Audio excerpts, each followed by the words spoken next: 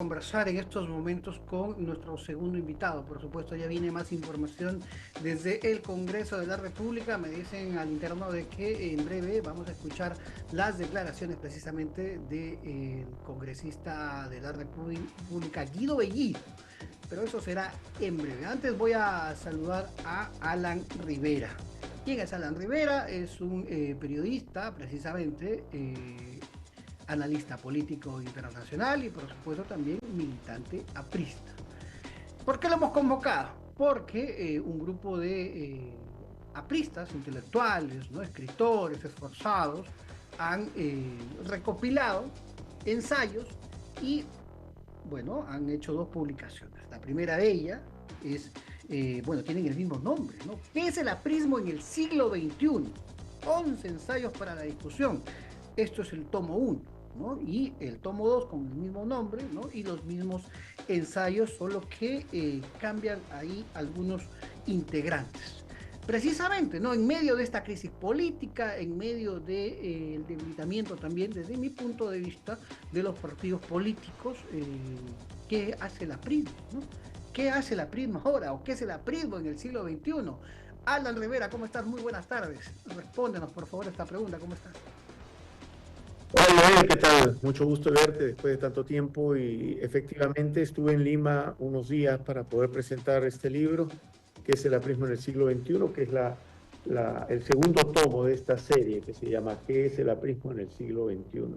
Y ahí viene el tomo verde, el libro verde. Este le decimos el libro blanco y a este le decimos el azul, por los colores. Y viene el verde, que es el que va a hacer propuestas de base para un plan de gobierno para un tercer gobierno aprista.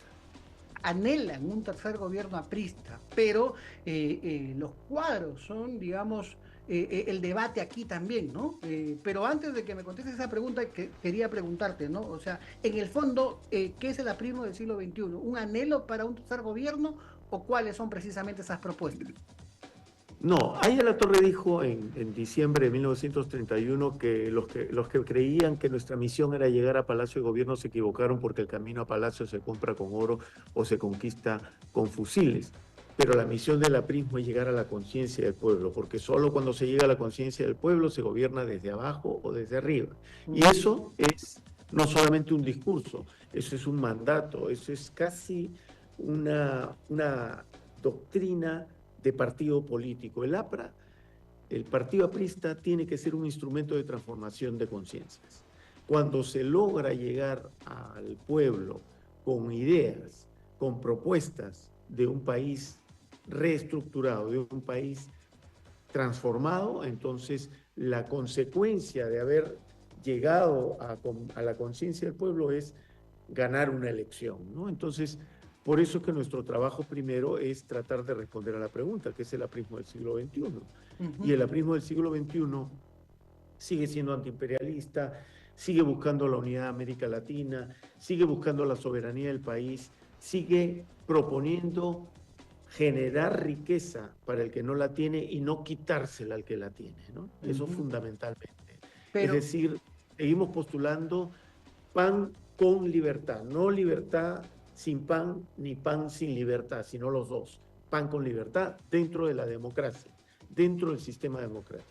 antiimperialista en un contexto de globalización, aún. La globalización potencia el imperialismo, Joel. La globalización es un fenómeno económico de apertura de países, pero no quiere decir que no exista dominación de un país sobre otro, que no existan países que quieran dominar otros países y que no existan empresas o corporaciones internacionales que logren corromper gobiernos para poder ganar intereses dentro de un país. Eso Uh -huh. pasó con Odebrecht. Imperialismo es la forma como se comportó Odebrecht en el Perú. Imperialismo también es lo que quiere hacer China, dominando países a través de sus inversiones. Sí, está bien las inversiones, pero hay que negociar esas inversiones con ventajas para el país que tiene que ser soberano. Uh -huh. Hay una parte de la Primo que está cuestionando las inversiones chinas en el Perú. No, lo que tenemos que hacer es negociar con cautela, ¿no? Y negociar a favor del Perú. Está bien que invierta China, muy bien. Y que invierta también Estados Unidos en Arequipa, ¿no? Si quieren hacer una competencia con el puerto A de propósito Chancay. de los Muy megapuertos, bien. ¿no? Ujú, Sí, hablando de megapuertos, ujú. que está muy bien y nos va a poner en una posición favorable. Pero ojo, mucho cuidado con cómo se negocian esos contratos, para que no nos pase lo que pasó con los peajes de Lima, ¿no? Ujú, así es, evidentemente. Pero tú hablas, por ejemplo, ¿no? En este segundo tomo de qué es el aprismo en el siglo XXI, has escrito el prólogo, ¿no? Has escrito Sí, el prólogo y sí. intentas describir la doctrina aprista, ¿no?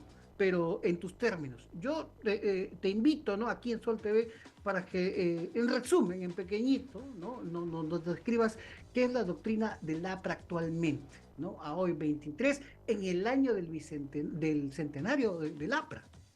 Bueno, quiero aprovechar tu pregunta para hacer una aclaración que es Ujú. importante, ¿no? ¿Cuál es la diferencia entre doctrina, ideología y programa? Y voy a poner, permíteme que pongo acá en la Sí, sí, sí. cámara, porque ese dibujo es bien gráfico. Allí lo que te demuestro es que la doctrina es el cimiento, la ideología es el edificio y el programa es el uso que le das al edificio, Ujú, ¿ya?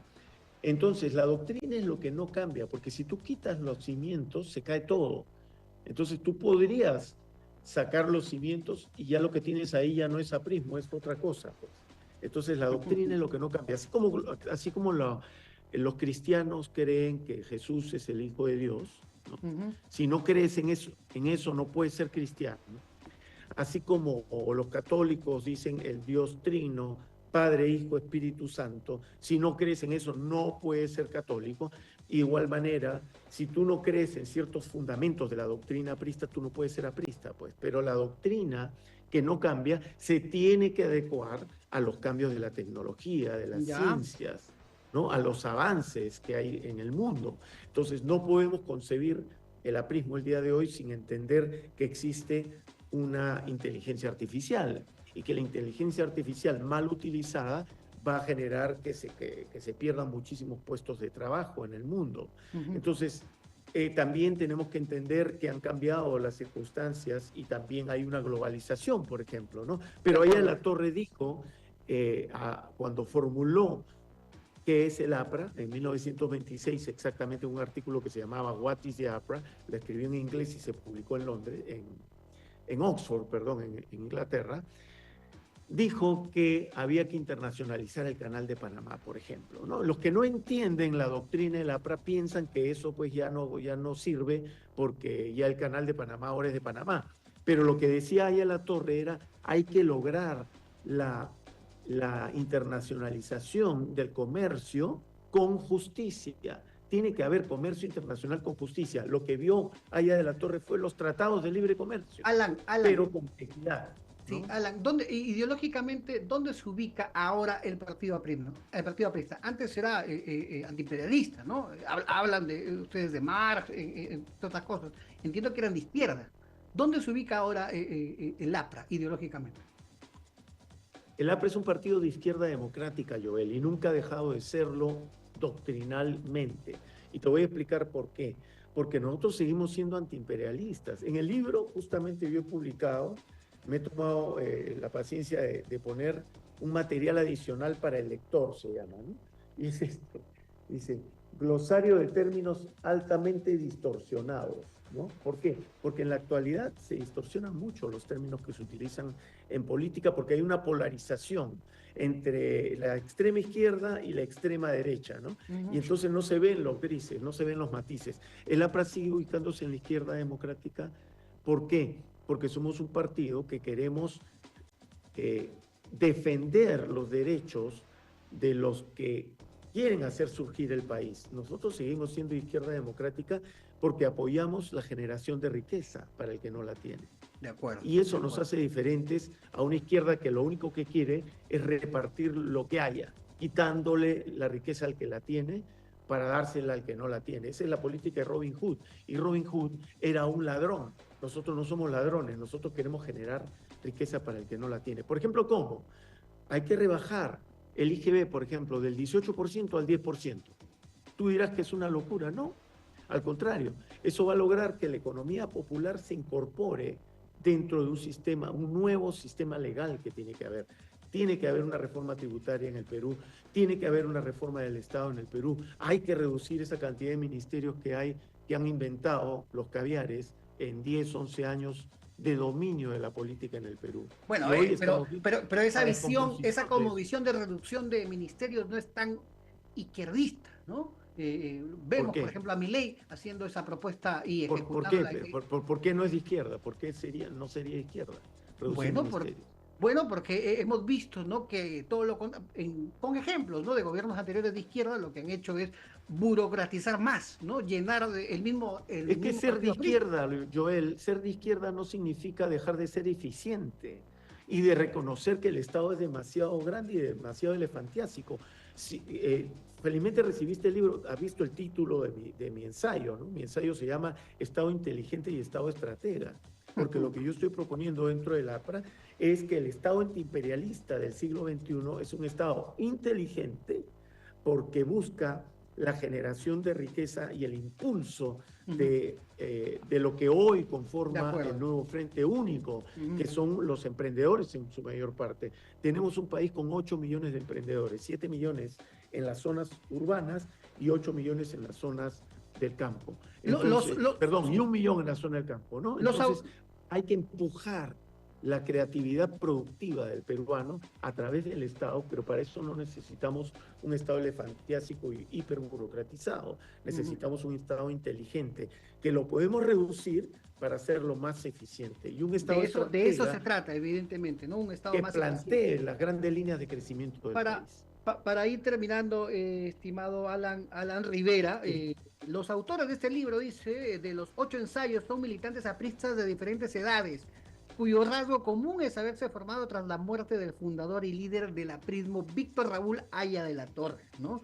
Dentro, bueno, hay diferentes autores que ustedes pueden adquirir el libro o ubicarlo y evidentemente ser parte, ¿no? De esta lectura. Pero yo quiero entrar ya a temas políticos, fiscales, ¿no? Porque se ha revelado, ¿no? No sé si tú estás fuera del país, ¿no? Bueno, vienes a Lima de manera muy frecuente, pero estás al tanto de las revelaciones de Jaime Villanueva tras la muerte, ¿no? De el expresidente aprista Alan García Pérez. ¿Cuál es tu análisis, tu balance? ¿Crees con los nuevos datos que se tiene que Alan García fue inducido a la muerte, fue cercado? Mira, las investigaciones de lo que está ocurriendo se tienen que profundizar. Lo que ha dicho Jaime Villanueva es gravísimo, y es gravísimo para nosotros los periodistas. Yo también soy periodista como tú. Uh -huh. Y entonces no podemos permitir que se utilice, que hayan pseudo periodistas con patente de corso, como el señor Gustavo Gorriti, que se ha permitido utilizar la información del Ministerio Público para llegar incluso a manipular casos como en el caso de Alan García, ¿no? Gustavo Gorriti ha publicado cosas antes que el Ministerio Público anuncie nada, antes que nadie, y tenía incluso información y grabaciones y pseudoinformación que después ha manejado el Ministerio Público. Entonces, se tiene que investigar, obviamente, con gran profundidad, y yo pido no solamente que el Ministerio, que la Fiscalía de la Nación investiguen en el Ministerio Público a José Domingo Pérez, a Rafael Velabarba, sino también que investiguen a Gustavo Gorriti, y que los investigados que pertenecen al Ministerio Público sean suspendidos en sus funciones, así como suspendieron a Patricia Benavides, suspendan a Velabarba y a Juan Domingo, a José Domingo Pérez, mientras duren las investigaciones, porque para todos hay que tener la misma vara, ¿no? Ajá. Cuando se trata de medir. ¿Crees que la ONG IDL tiene bastante poder en el Ministerio Público? Gustavo Gorriti ha manejado, ¿crees, los hilos de algunas investigaciones, las líneas editoriales de algunos periodistas? Sí, por supuesto, se ha demostrado, eso está demostrado. Hay demasiadas evidencias como para negar ese factum, ¿no? Uh -huh. Entonces tenemos que poner a investigar realmente a las instituciones que corresponden, como son el Congreso, como es la Fiscalía de la Nación, porque si no, se sigue desprestigiando las instituciones en el país y la democracia se sigue debilitando gracias a que hay un grupo de gente, y la mayoría de ellos son caviares, que están destruyendo la institucionalidad democrática del país. Ujú. El Ministerio Público ha perdido total credibilidad. ¿Gracias a qué? A que se ha manipulado la información que viene del Ministerio Público. Joel, ¿de cuándo acá es una costumbre dentro de un sistema democrático que un fiscal preste declaraciones a la prensa cuando le da la gana sobre un caso que está en plena investigación? ¿De cuándo acá? Ujú. De acuerdo, de ¿No? acuerdo. Se tiene que reorganizar Totalmente. entonces el Ministerio Público. Por supuesto, tiene que haber una reorganización y tiene que sacarse del cargo a las personas que están involucradas en las acusaciones gravísimas que se han Muy, hecho en las últimas semanas. muy bien, muchísimas gracias. Alan Rivera estuvo con nosotros en la multiplataforma de Sol TV. Te voy a agradecer y que tengas un excelente fin de semana. Alan, Gracias a ahora ti. escritor, periodista, ¿no? Y analista político. Muchísimas gracias y un excelente fin de semana. ¿Dónde encuentran el libro? Bueno, en este momento lo pueden tratar de conseguir a través del partido. Yo estoy tratando de negociar con las librerías Crisol para que se vendan allí, pero los que estén interesados pues pueden comunicarse con cualquiera dentro del partido, cualquier aprista va a saber dónde encontrar este libro. Muchísimas gracias. Muchísimas gracias, Alan Rivera. Nos vamos a una breve pausa. Gracias.